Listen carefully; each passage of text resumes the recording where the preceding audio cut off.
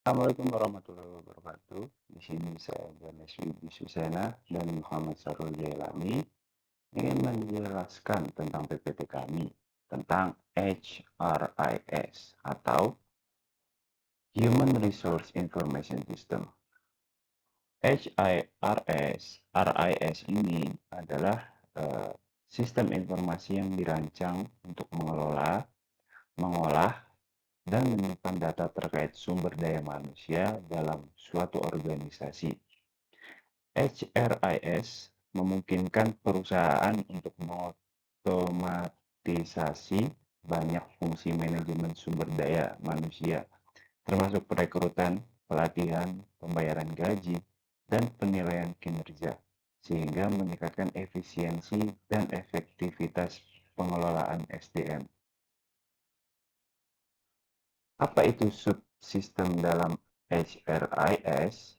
Jadi, subsistem dalam HRIS ini merujuk pada modul-modul atau komponen-komponen spesifik yang berfungsi secara independen namun saling terintegrasi untuk mendukung sebagai aspek manajemen sumber daya manusia dalam sebuah organisasi. Berikut adalah contoh dari beberapa subsistem. Jadi subsistem SIA atau Sistem Informasi Akuntansi. Sistem Informasi Akuntansi menyediakan data akuntansi bagi HRIS sehingga database berisi gambaran yang lengkap dari sumber daya personil baik keuangan maupun non-keuangan. SIA mencakup berbagai modul yang mengintegrasikan data keuangan dengan informasi SDM, memungkinkan pelacakan pengeluaran terkait karyawan seperti gaji, tunjangan, dan biaya pelatihan. Berikut fungsi-fungsi utama dari SIA, yaitu mengolah data keuangan terkait pengajian karyawan, mengolah biaya pelatihan dan pengembangan karyawan, memantau anggaran SDM, dan memastikan akurasi dalam pendapatan keuangan. Yaitu selanjutnya adalah subsistem penelitian sumber daya manusia. Subsistem ini berfungsi untuk mengumpulkan data melalui proyek penelitian khusus.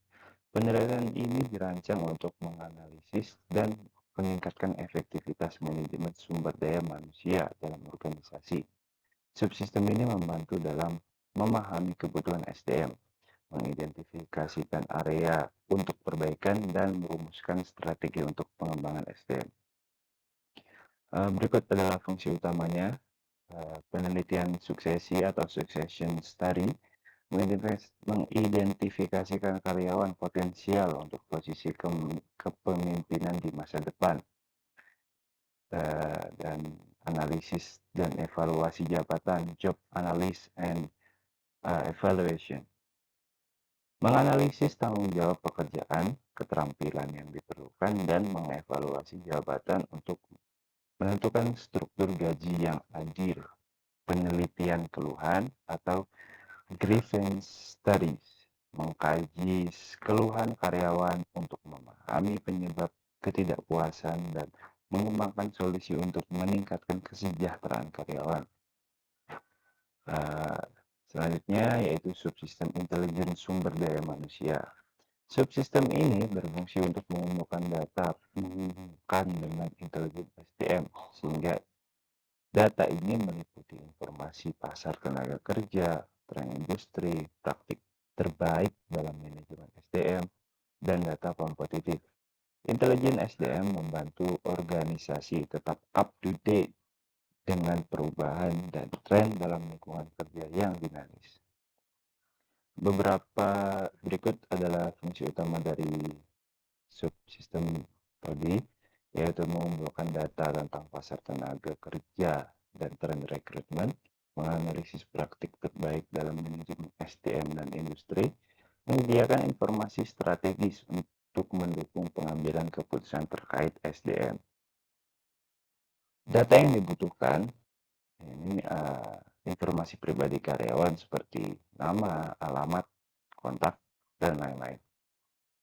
Lewat pekerjaan dan pendidikan karyawan, data absensi dan cuti, data gaji dan manfaat, evaluasi kinerja dan umpan balik, dan seperti berikut yang ada di dalam PPT.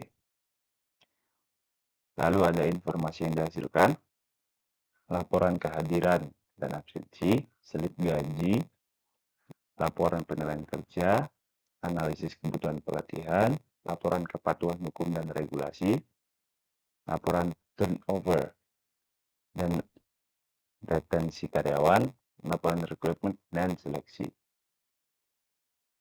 Berikutnya adalah contoh penggunaan HRS dalam perusahaan.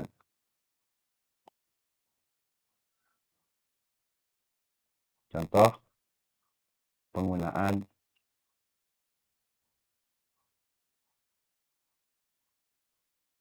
HRS di manajer HR, menggunakan HRS untuk mengelola data karyawan, proses rekrutmen, pelatihan, dan penilaian kinerja.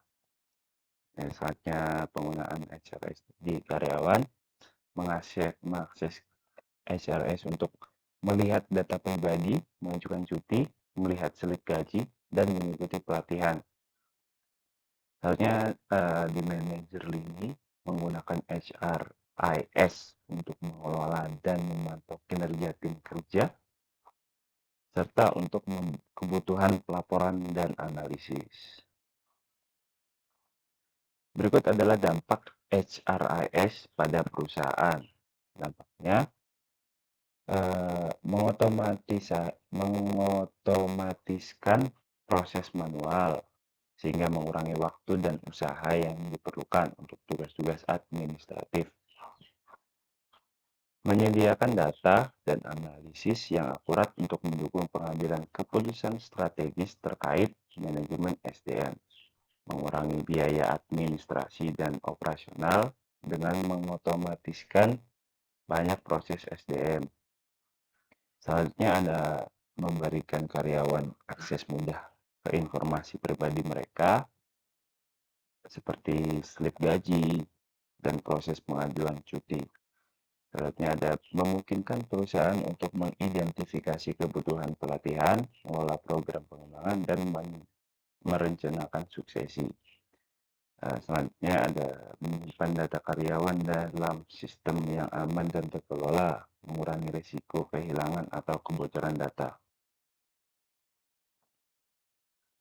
Ya, itu penjelasan HRIS dari kami. Kurang lebihnya mohon maaf. Wassalamualaikum warahmatullahi wabarakatuh.